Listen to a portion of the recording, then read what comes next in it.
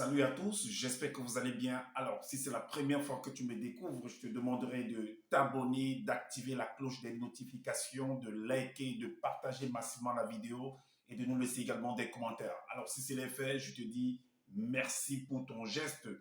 Comme je le dis constamment dans mes partages, que Salomon dit qu'il n'y a rien de nouveau. Ce qui a été, c'est ce qui est et c'est ce qui sera encore. Et que le physique est le reflet du non-visible. Le Créateur, par son verbe, parle tantôt d'une manière, tantôt d'une autre et l'on y prend point garde. Alors, toi qui m'écoutes aujourd'hui, si tu ne prenais pas garde autrefois, dès à présent, commence à prendre garde par rapport à ce que tes yeux peuvent voir, tes oreilles peuvent entendre, tes sens peuvent capter au travers de la nature. Analyse bien la situation, retiens ce qui est bon et ce qui est mauvais, bien entendu, et transmets-le à tes enfants afin qu'ils puissent sortir de l'ignorance. Parce qu'il y a une formule qui dit que l'homme, la femme, l'enfant, l'être, la créature périt faute de connaissances. Donc, il est primordial pour nous de pouvoir fusionner avec le savoir afin d'avoir une meilleure visibilité des choses. Et encore, nos pères, nos mères, dans les temps d'autrefois, ont toujours eu à appuyer leur dire par des métaphores, des énigmes, des paraboles, des dictons, des proverbes, en utilisant les éléments de la faune et de la flore. Et ils ne peuvent pas aller au-delà, car la loi du Créateur le veut ainsi. Nous sommes tous contenus dans un globe, et je dis bien, je pèse mes mots, personne ne peut sortir, ne peut y entrer. Alors, je reviens encore vers vous pour un décryptage, pour une analyse profonde par rapport à une sortie qu'a produit, qu'a fait ce personnage qui se nomme sur la toile Zololassan, ce faux prophète, ce faux pasteur, cet anarcheur, ce bandit de grand chemin, cet escroc-là, par rapport à un titre sur le livre d'Ézéchiel. Le titre, c'est Le mystère sur les quatre êtres vivants. Alors, tout au long de ce partage, je vous demande, enfin, je vous prie d'écouter cette vidéo jusqu'à la fin et d'analyser également. Vous allez comprendre en fait que ce monsieur qu'on appelle Zoulansa et beaucoup de personnes qui sont venues parler par rapport à ce sujet n'ont vraiment pas bien fouillé parce qu'il y a des éléments toujours dans les Bibles classiques qui vous permettent de pouvoir comprendre qu'est-ce qui est caché derrière tous ces énigmes-là parce que exactement ce sont des énigmes, ce sont des paraboles.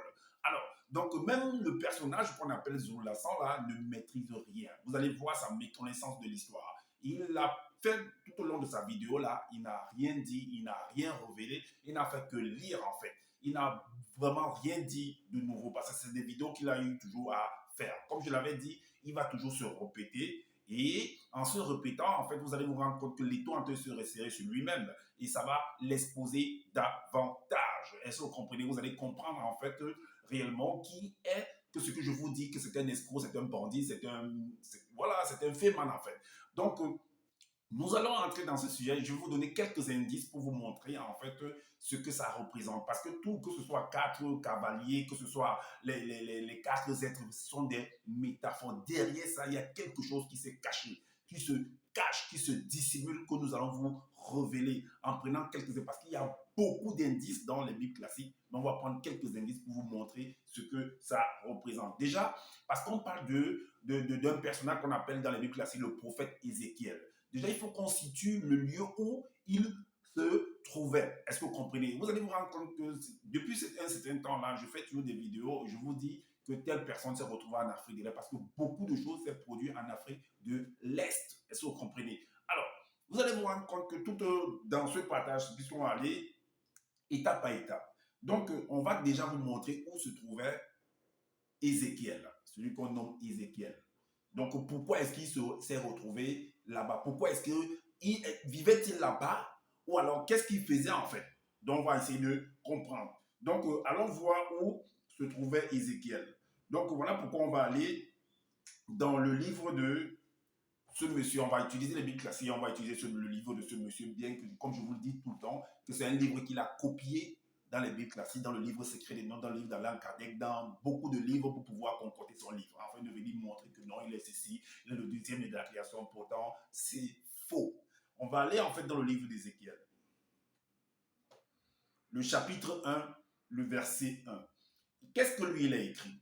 Il écrit que l'année de mes 30 ans, le 5e jour du 4e mois, comme j'étais parmi les non-initiés à Ikoulé, c'est-à-dire à Tel Abib, entre parenthèses, parce que c'est ce qui est écrit dans la Bible classique, près du fleuve Walaïtoum, donc du fleuve Kéba. Et Kéba veut dire lointain, loin. Voilà pourquoi lui, il a écrit en Douala Walaïtoum, parce que Walaïtoum, c'est lointain. ça veut dire lointain. Donc, il n'y a rien de nouveau. Il ne fait que traduire ce qui est déjà écrit, ce qu'il a vu dans les Bibles classiques ou bien ce qu'il a vu dans Google. Est-ce que vous comprenez? Alors, donc, à Ouassedjedou, donc, Ézéchiel se trouvait en Afrique de l'Est. Ézéchiel se trouvait en Afrique de l'Est. Et j'ai déjà cité en fait les pays, vous pouvez regarder dans Google quels sont les pays qui se retrouvent en Afrique de l'Est. Il y a l'Éthiopie, il y a beaucoup de pays, il y a le Soudan du Nord, il y a le Soudan du Sud, il y a la Tanzanie, il y a beaucoup de pays en fait qui se retrouvent là-bas. Il y a l'Érythrée également. Donc Ézéchiel se trouvait en Afrique de l'Est. Ok. Maintenant, on va aller dans le livre d'origine. Vous allez voir, on va vous donner quelques indices qui montrent que bon, beaucoup de choses se sont produites en Afrique de l'Est. Toujours dans le livre de ce monsieur de Zola, dans Origine chapitre 1 au verset, Origine chapitre 1 au verset 11. Origine chapitre 2 au verset 11. Origine 2, 11. Qu'est-ce qu'il écrit? Il écrit que le nom du premier de ces fleuves émané dans le plan semi-astral et semi-physique était l'être apparent, le Mongala, c'est-à-dire le pichon. Il enveloppait tout le pays de Ngondé, c'est-à-dire Avila. Et Avila, c'est en Afrique de l'Est. Alors, donc Avila, ou d'autres vont dire Dafila, Avila, et ainsi de suite. L'énergie virtuelle, l'un des lieux natals de l'or. Donc, Avila, c'est en Afrique de l'Est. Et le verset 13, qu'est-ce qu'il dit? Il dit le nom du second, parce que c'est là où Adam se retrouvait en fait. Et on donne en fait les indices qui étaient tout autour de lui, ou alors qui pouvaient un peu te montrer où il se situait. Donc, le nom du second de ces fleuves émanés dans le plan semi-astral et semi-physique était le mouvement formatif, c'est-à-dire, lui l'appelle le guillon, le polo, dans le guillon. Il enveloppait toute la terre de l'Éthiopie. Le principe inné dans l'Éthiopie. Donc, Avila, Éthiopie, c'est toujours en Afrique de l'Est. Alors, le verset 14, qu'est-ce qu'il dit? Il dit, le nom du troisième de ces fleuves émanés était Hiddekel. Et Hiddekel, c'est en Afrique de l'Est. Alors, propagateur servant de véhicule au principe de la félicité, ou Taïga qui coule vers Namala, la Syrie, c'est toujours en Afrique de l'Est, qui se trouve en Afrique de l'Est. Est-ce que vous comprenez? Donc, si on va même voir le quatrième, on continue. Le quatrième, enfin, recevait le nom de Ephrate, à cause de la fécondité dont il était la source. Donc, l'Euphrate, c'est toujours en Afrique de l'Est. Donc, le premier fleuve, le second fleuve, le troisième fleuve, le quatrième fleuve, c'est en Afrique de l'Est. Ok. Maintenant, on va aller dans le livre de Chroniques. Toujours dans le livre de Zulula, le livre de Chroniques, chapitre 1, le verset 11. Qu'est-ce qu'il a écrit? Il dit, fils de Bowinda. Bowinda, en fait, dans les Bibles classiques, c'est Cham. Et Cham était le fils de Noé. Donc, tous étaient en Afrique de l'Est, en fait. Cham est le fils de Noé. Alors, Bowinda, fils de Bowinda, dont les enfants de Bowinda, dont il y avait Couche, dont il y avait l'Éthiopie, il y avait l'Égypte, et l'Égypte également, c'est ça qui est limitrophe avec l'Afrique de l'Est. Bon, l'Afrique de l'Est et l'Afrique du Nord. Est-ce que vous comprenez? Alors, donc, et maintenant, quand on regarde l'Afrique du Nord, mais qui sont majoritaires là-bas? C'est les Blancs ou pas? Et on vous dit que Cham était le père de l'Afrique du Nord. Donc, vous voyez un peu ce que ça peut représenter. Et maintenant, le papa de Cham, c'était Noé. Alors, donc, Misraïm qui est l'Égypte, et Pout et Canaan. Donc, tout ça, ce sont les enfants de l'Afrique de l'Est. Alors, on va maintenant au verset 12. Le fils de Mundo, Mundo qui est l'Éthiopie, il y avait Saba, il y avait Afila, qu'on a cité tout à l'heure, là. Il y avait Sapta, il y a Raïma, il y a les Jébusiens également. Est-ce que vous comprenez? Alors, donc, c'est des indices pour vous montrer, en fait, que Ézéchiel se trouvait également en Afrique de l'Est et tout l'histoire, en fait, pratiquement l'histoire du début, en fait, s'est produit en Afrique de l'Est, selon les Bibles classiques. Alors, maintenant, on va aller comprendre pourquoi est-ce que Ézéchiel s'est retrouvé au bord d'un fleuve. Parce que beaucoup de personnages dans les Bibles classiques, que ce soit Daniel, que ce soit beaucoup de prophètes, en fait, Jérémie, tout ça, se sont retrouvés toujours au bord d'un fleuve pour pouvoir des choses, on explique qu'il y a des choses qui sont manifestées en fait. Mais derrière les manifestations, là, sont des énigmes, sont des paraboles. Il y a des choses il y a d'autres choses concrètes en fait, réelles, palpables, qui sont produites là-bas. Alors, donc, on va comprendre, on va aller dans le livre d'Ézéchiel. Pourquoi Ézéchiel s'est retrouvé auprès d'un fleuve en fait. On va aller dans le livre d'Ézéchiel, au chapitre 14, 24. Ézéchiel, chapitre 24. Ézéchiel chapitre 24, on va lire le verset 1 et le verset 3 dans les Bibles classiques. Il est dit, la 9e année, le 10e jour du 10e mois, la parole de l'Éternel me fut adressée en ces mots. Le verset 3 nous dit, propose une parabole à la famille de rebelles et dis-leur, ainsi parle le Seigneur, l'Éternel, place la chaudière et verse-y de l'eau. Propose une parabole. On dit à Ézéchiel de proposer une parabole à la population. Donc, de faire comprendre à la population des choses, mais pas des paraboles en fait. Est-ce que vous voyez? Donc c'est des paraboles, des énigmes, comme je dis toujours dans les Bibles classiques. Et je l'ai mis que pour comprendre en fait les énigmes, moi je les comprends en fait. Je sais où aller trouver, fouiller pour pouvoir venir vous le montrer. Vous qui n'avez pas le temps. Alors, maintenant, vu qu'on sait maintenant que ce sont des paraboles qui sont les cours des lions, les 4 ceci, les 4 cela, les 4 chats, les 4 cavaliers, ce sont des paraboles. Ce sont des énigmes. On va donc décoder c'est quoi? C'est le mystère sur les 4 êtres vivants. Alors, pour ça, on va aller comprendre pourquoi est-ce que Ézéchiel, puisque nous savons déjà qu'au départ que Ézéchiel se trouvait en Afrique de l'Est. Et Ézéchiel se trouvait dans le Tigré, en Éthiopie, en Afrique de l'Est. C'est au Tigré.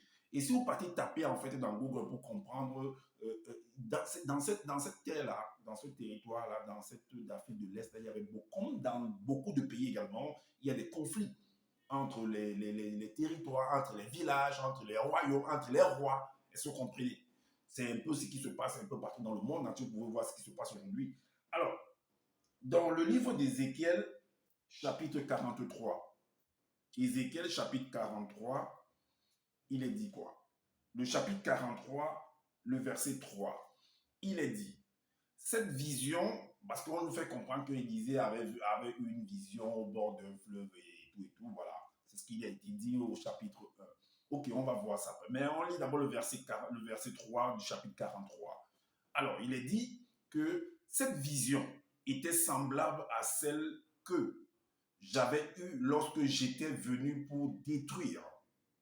Lorsque j'étais venu pour détruire la ville.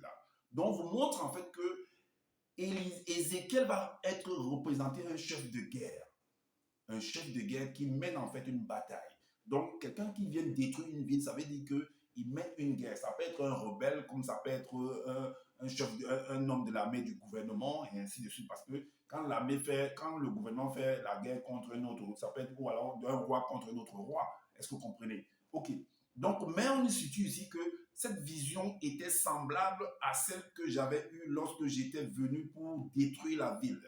Et cette vision était semblable à celle que j'avais eue près du fleuve du Kébar. Près, retenez bien ce mot, près du fleuve du Kébar. Et je tombais sur ma face. Ok, allons donc voir cette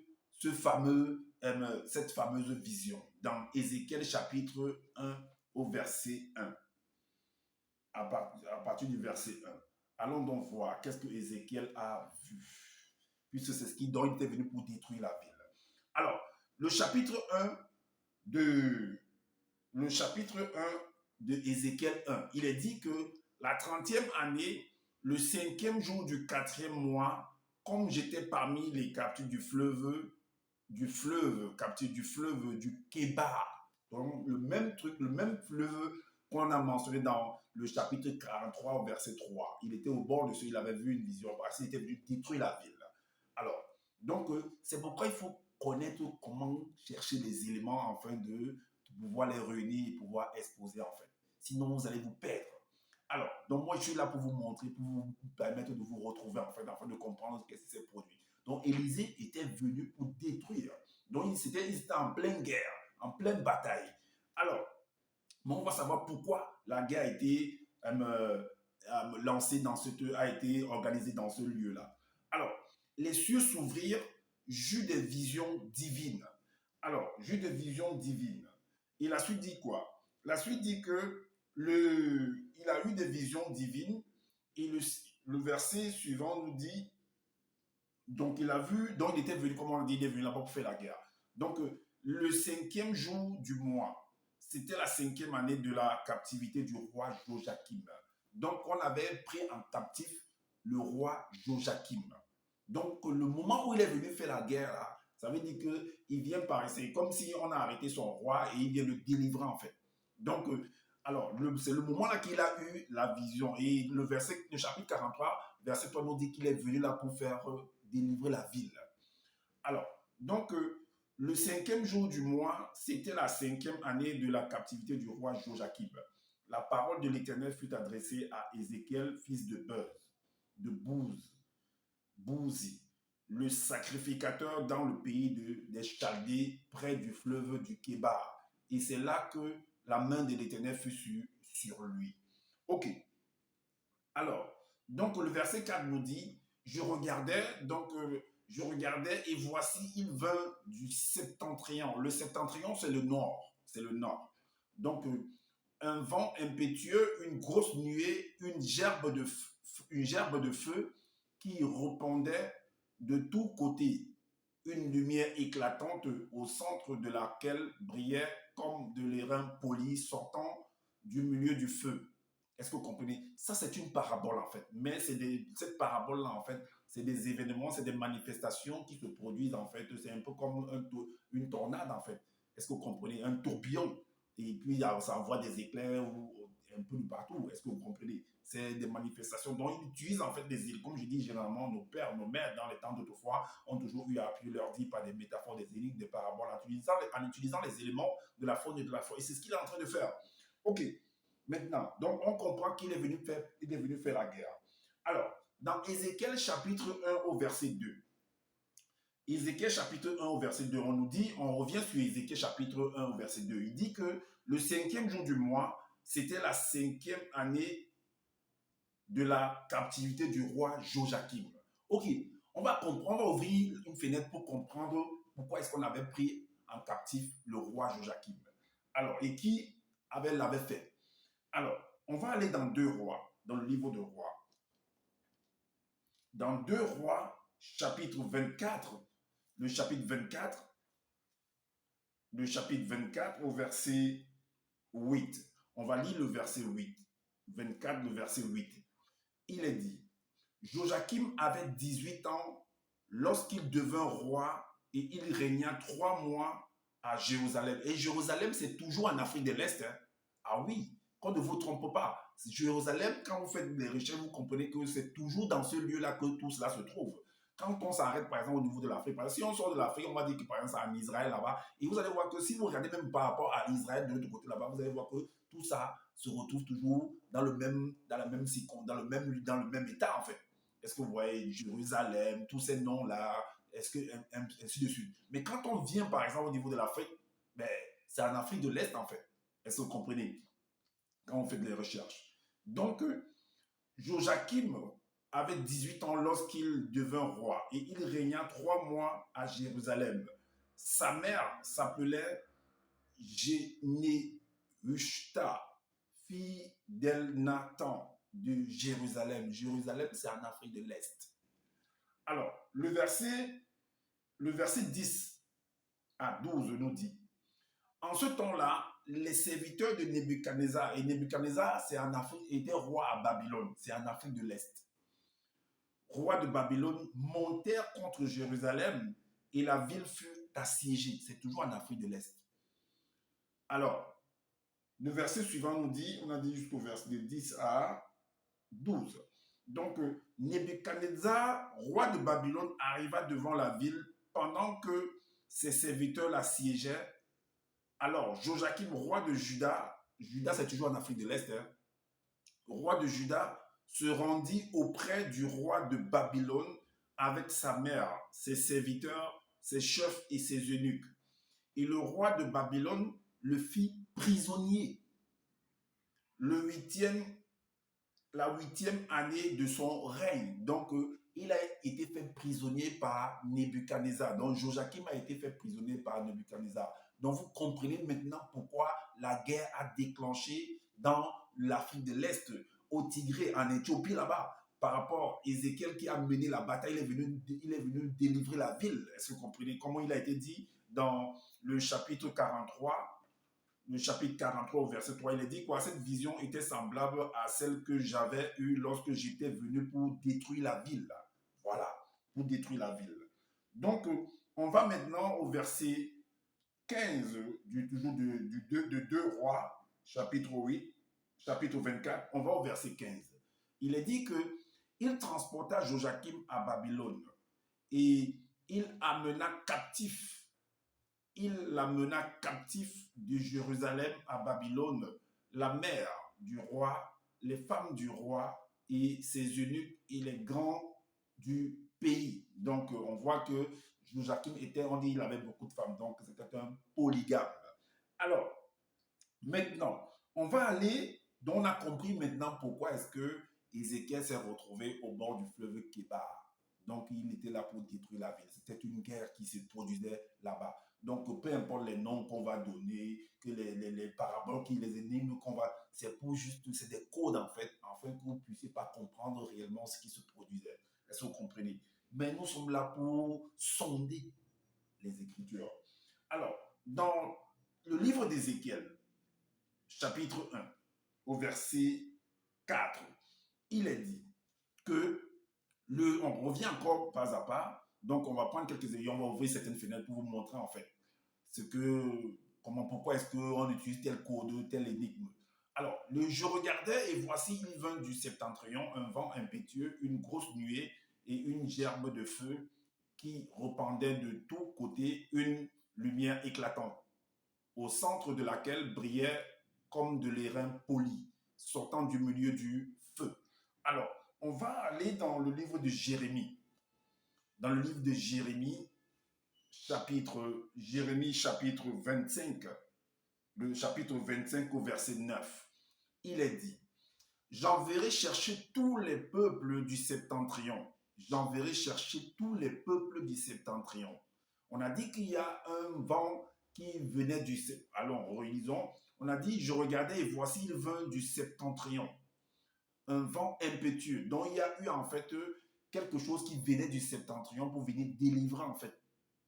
Donc c'est pour faire la guerre en fait.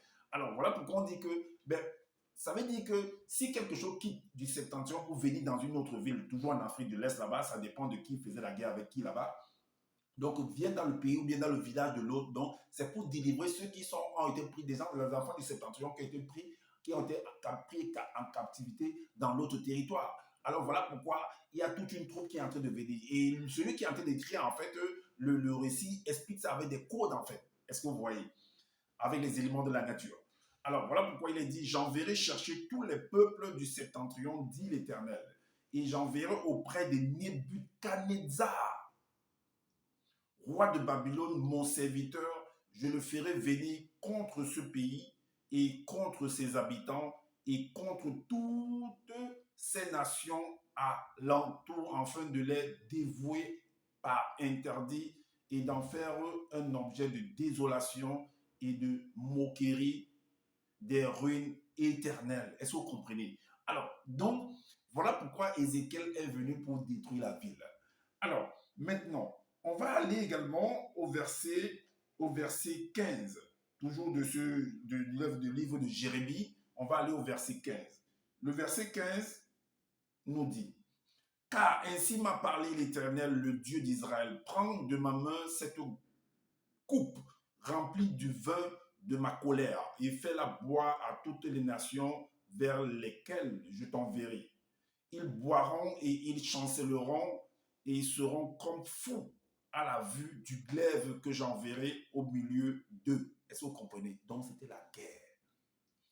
Alors, on va aller également dans le Ézéchiel chapitre au verset 5. Qu'est-ce qu'il est dit? Il est dit qu'au centre encore apparaissaient 4 animaux. Et vous allez vous rendre compte, on parle de 4 animaux. Et ces 4 animaux-là, ça s'est retrouvé, en fait, cette parabole en fait s'est retrouvée dans le livre de Daniel, dans le livre d'Apocalypse, les 4 bêtes, les 4 animaux, les 4 chats, et ainsi de suite. Ce sont des énigmes, ce sont des paraboles, parce que derrière ça, c'était une bataille qui était en train de se mener. Est-ce que vous comprenez? Alors, donc, le verset 5, comme on a dit, il est écrit, au centre encore apparaissaient 4 animaux dont l'aspect avait une ressemblance humaine. Dont l'aspect avait une ressemblance humaine. Alors, c'est pourquoi on va aller dans le livre de Daniel. On va aller dans le livre de Daniel, chapitre 7. Daniel, chapitre 7, au verset 2. Daniel, chapitre 7, au verset 2. Il est dit ici que même Daniel se retrouvait également en Afrique de l'Est. Alors, il est dit que Daniel commença et dit, je regardais pendant ma vision nocturne, et voici les 4 vents des cieux firent irruption sur la grande mer. Donc, il a vu 4 vents. Ici, Ézéchiel parle de 4, en fait. Il parle de quoi? Il vient, en fait, au verset 5, Ézéchiel. Oh là là, un instant. Il a vu au verset 5, il a vu 4 animaux. Par contre, Daniel, lui, il a vu 4 vents. C'est les mêmes énigmes d'une manière ou d'une autre. Est-ce que vous comprenez? Alors, le verset 23 dit, bon, les 4 vents là, parce que quand vous lisez, en fait, j'ai déjà fait des vidéos par rapport à ça pour expliquer qu'est-ce que ça représente, en fait. Si vous allez fouiller là, mais vous allez voir par rapport à ce que ça représente, ces énigmes qu'il a, parce qu'il explique la suite du chapitre 7, là, il explique en fait que ce que représentent les 4 vents qu'il a vus. Alors, donc maintenant, on va au verset 23. Vous allez voir que c'est des rois en fait de chaque village, de chaque contrée, et ainsi de suite.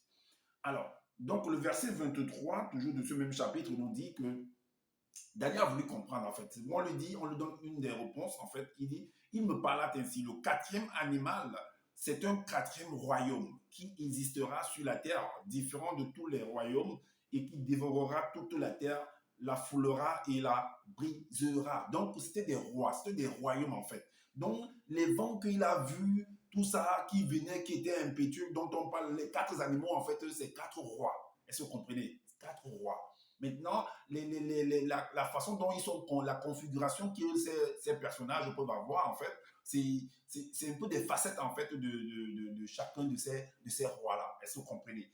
Alors, voilà pourquoi on va aller dans le livre dans Genèse, chapitre 49, le verset 9.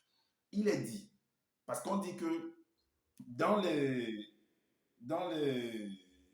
quand vous lisez en fait la description que Ézéchiel dont il dit par exemple que au verset 6 il dit chacun d'eux avait 4 faces et chacun avait 4 ailes.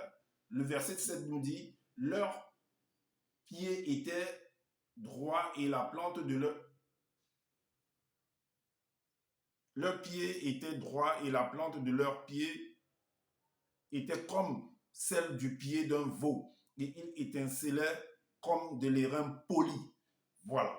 Donc, ils avaient des mains d'hommes sous les ailes à leurs 4 côtés et tous les quatre avaient leurs faces et leurs ailes. Leurs ailes étaient jointes l'une à l'autre et ils ne se tournaient point en marchant, mais chacun marchait droit devant soi. Quant à la figure de leur face, ils avaient tous une face d'homme, tous 4, une face de lion à droite, tous 4 une face de bœuf à gauche et tous 4 une face d'aigle. Est-ce que vous comprenez? Donc, ce sont des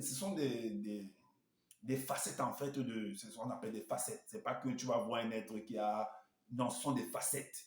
Donc, c'est un comportement en fait, c'est une façon, c'est un caractère. Est-ce que vous comprenez? Voilà pourquoi on va aller dans Genèse chapitre 49 au verset 9. Il est dit, 49 au verset 9, il est dit, Judas est un jeune lion. Mais Judas, en fait, dans d'autres versions, dit Judas est comme un jeune lion. Donc, c'est un peu comme moi, je m'appelle Ngon. En fait, Ngon, c'est la panthère. C'est pas que quand tu me vois, je suis une panthère, mais j'ai le caractère. Est-ce que vous comprenez? Quand on voit, parce que quand on donne le nom à quelqu'un, c'est par rapport, les parents donnent les noms aux enfants par rapport à un comportement, par rapport à une manifestation au cours d'un événement qui s'est produit dans la vie des parents, en fait. Est-ce que vous comprenez? Ou alors par rapport à cet enfant. Est-ce que vous comprenez? Pourquoi on l'attribue ce nom-là, on lui donne, ou alors par rapport à sa manière de se comporter. Oui, il y a un événement, hein, une situation qui s'est produite au cours de l'accouchement, ou bien pendant la grossesse, ou bien avant la grossesse même, et tout de tout. Donc, on dit que ben, l'enfant portera le nom de tel, tel, tel, tel. Est-ce que vous comprenez? Voilà pourquoi on dit ici que Judas est un jeune lion. Et comme un jeune lion, tu reviens du carnage. Judas, tu es comme un jeune lion, tu reviens du carnage, mon fils. Il ploie les genoux, il se couche comme un lion, comme une lionne qui le fera lever. Ça ne veut pas dire que c'est un lion comme dans la jungle, non. C'est un caractère, c'est un comportement. C'est comme des mœurs, en fait. C'est une façon de penser, en fait. Est-ce que vous comprenez? Alors, et on va également dans le livre de Deutéronome. Deutéronome, chapitre 28. Deutéronome, chapitre 28, au verset 49. 28, 49, qu'est-ce qu'il est dit? Il est dit que l'Éternel fera partie de loin des extrémités de la terre, une nation qui fondra sur toi, d'un vol d'aigle. Est-ce que vous comprenez? Une nation dont tu n'entendras point la langue. Donc, on voit en fait le comportement de cette nation-là. Ils vont venir en fait vous envahir comme d'un vol d'aigle. Donc, on prend l'exemple d'un aigle parce que celui qui a écrit, en fait, il a vu, il a compris, il a observé le comportement d'un aigle dans la nature quand il veut attraper sa proie. Sa proie. Est-ce que vous comprenez? Voilà pourquoi tous ces énigmes-là, tous ces éléments-là sont utilisés. Tout simplement. Alors, on va également dans le livre de Deutéronome, chapitre 25, au verset 4. Il est dit, tu n'amuseleras point le bœuf quand il foulera le grain. Donc, quand le bœuf est en train de fouler le grain, donc tu ne dois pas l'amuser. Le grain va représenter également, ça peut représenter également une foule. Et le bœuf est en train de manger, il est en train vous savez, la corpulence d'un bœuf. Est-ce que vous comprenez? Donc, on a dit que l'autre avait la face d'un bœuf également. Est-ce que vous comprenez? Donc, c'est un caractère. Donc, quand il sera en train de dévorer, de dévouer, il sera en train de détruire la ville. Donc, il aura le caractère d'un bœuf sur la population, en fait. Donc, il va tout gâter, il va tout piétiner, il va tout écraser. Tout simplement. Et maintenant, on va dans Nombre chapitre 23. Nombre chapitre 23 au verset 24. Nombre chapitre 23 au verset 24. Il est dit, c'est un peuple qui se lève comme une lionne et qui se dresse comme un lion. Il ne se couche point jusqu'à ce qu'il ait dévoré la proie et qu'il ait bu le sang des blessés. Tout simplement. Maintenant, on va aller dans Ézéchiel chapitre 1 au verset 13. Qu'est-ce qu'il est dit? Il est dit ici que l'aspect de ces animaux ressemblait à des charbons de feu ardents.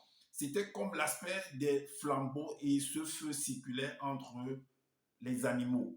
Il jetait une lumière éclatante et il en sortait des éclairs. Voilà pourquoi on va aller dans le livre de Somme. Parce que dans Somme chapitre 104 au verset 4, donc il est dit ici que dans Somme chapitre 104 au verset 4, il est dit, il fait des vents ses messagers et des flammes de feu ses serviteurs. Des flammes de feu ses serviteurs. Donc les serviteurs ils ont le comportement, ils ont le caractère comme des flammes de feu et comme des vents également. Est-ce que vous comprenez? Donc, c'est ça, c'est tout, c'est un comportement en fait.